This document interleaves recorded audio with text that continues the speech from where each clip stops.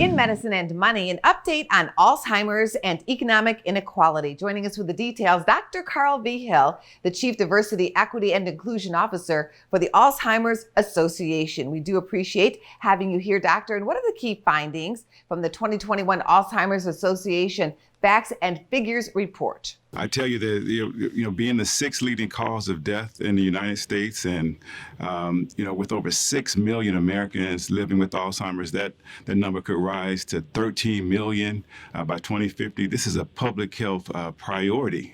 In 2020, Alzheimer's cost the country $305 billion, and that number could rise up to $1.1 trillion. So this is a very important public health priority, Angie.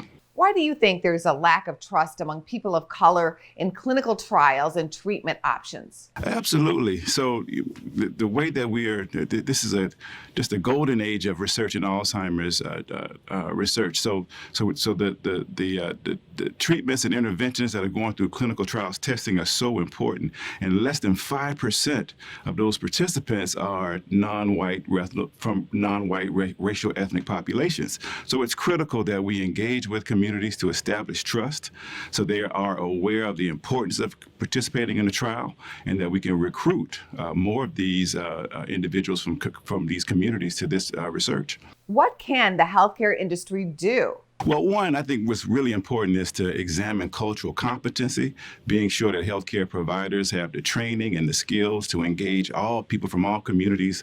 And then it's also very important to think about diversity within the healthcare sector, being sure that geriatricians and dementia specialists represent the communities that we like to serve. And then last, Angie, as you mentioned, is to really think about trust and engaging those local community-based organizations so that we can provide our wonderful resources. The Alzheimer's Association has great information about Alzheimer's, the 10 warning signs, care and support, so that we can begin to pursue, continue this pursuit of health equity in Alzheimer's and other dementia. You can read this report, wonderful report, at alz.org/facts. Thanks again for your time.